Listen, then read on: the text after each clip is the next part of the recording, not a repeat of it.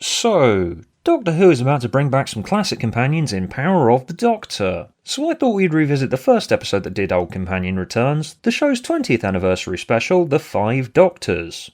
The Five Doctors was a big celebratory bonanza from the 5th Doctor era where they brought back all of the previous Doctors. Except for the 4th Doctor because Tom Baker refused to be in it, so he only appears in a brief clip from the unaired Sharda. So to be more accurate, it probably should have been called the 4 Doctors.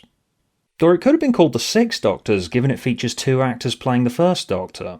And it also brought back a fair chunk of the companions: Susan, Sarah Jane, the Brigadier, Liz Shaw, Jamie and Zoe. There is one standout companion that they didn't bring back though: Hortense. I don't know about you, but Hortense was my favourite Doctor Who companion. Hortense was a 5th Doctor companion, and there were so many amazing Hortense moments, and I'm going to be incredibly disappointed if Hortense is not brought back in Power of the Doctor. Hortense always gets sidelined in this franchise, and he deserves more respect. Hooray for Hortense, the best Doctor Who companion. Anyway, so the plot of the 5 Doctors is some unseen evil Time Lord is taking the Doctor's past incarnations and some of the companions out of time and sticking them in this thing called the Death Zone on Gallifrey. And we spend the story following each of the Doctor's journeys to the tower at the centre of the Death Zone containing the tomb of Rassilon, a founder of Time Lord Society. Meanwhile, the 5th Doctor ends up on Gallifrey in the middle of some political jabbering, where he's trying to figure out who's taking his past incarnations and why. Now, the cynical bit of me would make the point that the 5 Doctors is less a story and more just an elaborate set piece with some fan service stuffed inside of it with very little purpose. A lot of our characters are just stumbling around the wasteland looking for something to do for a large chunk of the story. They explain to us that the Death Zone was supposed to be like this Colosseum where the Time Lords would watch people inside fend off against enemies that had been dropped in it, like the Yeti, the Cybermen, and the Rastan Warrior robot. And the Rastan Warrior robot is why I would draw your attention to the sentence I said about 50 words ago where I said, the cynical bit in me would make the point that it's an elaborate set piece stuffed with fan service. I'm not actually making that point because I don't believe that. The Rastan Warrior robot is a new monster invented for the 5 Doctors, so you can make the argument that it's not completely just a set piece with old stuff shoved inside of it. You can call the 5 Doctors just a big fan wank, but it can't be just that, because for a lot of people, myself included, this was one of their first Doctor Who stories. With some people it was their first Doctor Who story, and they did still find it compelling. These people and myself who watched it way before they stuffed their brains with knowledge of every little nook and cranny of the Doctor Who universe weren't watching the 5 Doctors just going, oh my god, it's got all the Doctors in it, and the Cybermen, and the Master, and all this stuff I remember. We were all genuinely invested in the story of the Doctors trying to reach the tower and figure out why they're there. The nostalgic bits of the Doctor Who universe that are in it are mixed in with new things, not for the sake of fan-squeeing, but to give the viewer this sense of the Doctor Who universe's size and scope.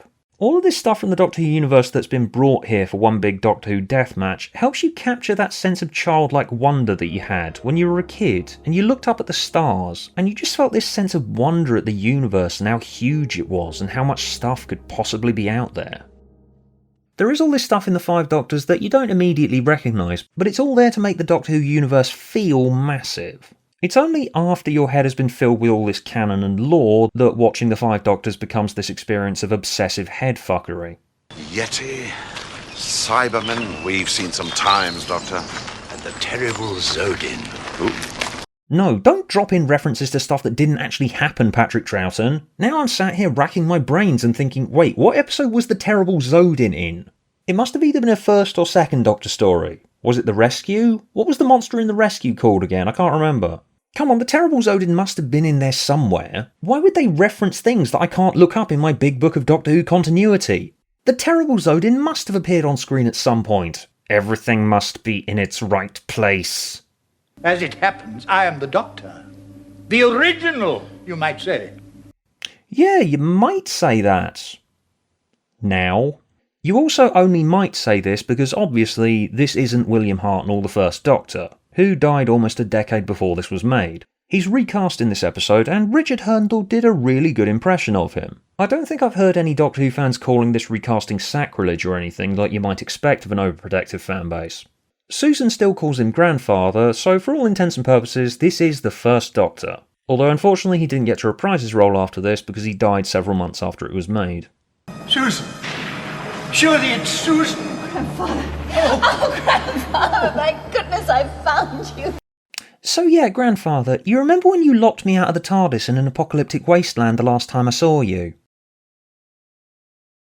Yet one thing that this script really doesn't do well is emotions. You'd think that Susan's return would feel more meaningful, especially considering how she left the show and the fact that she has this mystique about her that the other companions don't have, because she's apparently a blood relative of the Doctor.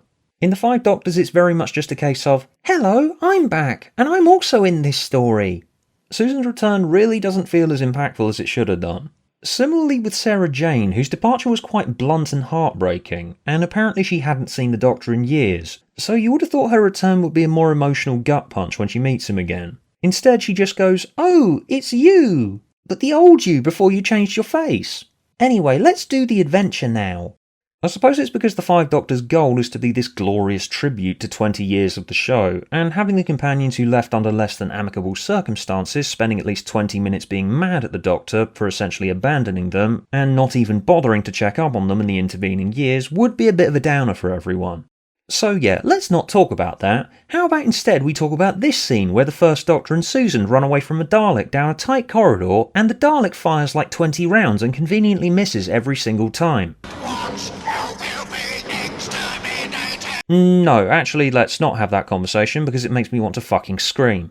Speaking of conversations that make my head hurt, someone please explain to me how the hell this scene with a master figures out a route across this chessboard that shocks you if you make a wrong move is supposed to work. Apparently you figure out the safe route across the board by using pi somehow. He said easiest pi, the Greek letter pi, by using the mathematical formula pi. Oh, but the application. 3.14159,265. Yes, that's it. Right, but then why does everyone just saunter across the board with no apparent rhyme or reason to it? How is the Greek letter pi then applied to the chessboard? How does... Just explain this to me. My brain hurts. Anyway, so 5 uncovers that it's Barusa, the Time Lord President that kidnapped them all, so that he can get into Rassilon's lair so he can gain the secrets of immortality.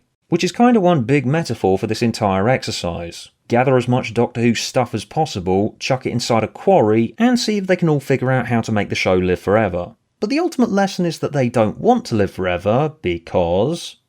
He knew very well that immortality was a curse, not a blessing. So ultimately the Five Doctors' message to the viewer is, it's okay for the show to end someday, and it'll be okay if the show gets forgotten. It doesn't need to live forever. It's okay to let the past die. Which you might consider to run counter to its overall purpose of celebrating the show by chucking all this fan service into it. But ultimately I like this end of the Five Doctors because it's got some humility to it. Likewise when the Doctor rejects the offer to become Time Lord President after Barusa is revealed to be the bad guy, and the Doctor runs away from all that stuffy prestige and responsibility so he can travel the universe. The Five Doctors ultimately ends with an acknowledgement that it's a miracle that this cheap little BBC show has tried so damn hard and succeeded in cultivating this sci-fi universe by doing whatever it wants, and it doesn't really think of itself as a bigger deal than it actually is. In spite of all the nostalgia chucked up on screen, the Five Doctors isn't pompous and overindulgent, and that's why I think it holds up so well.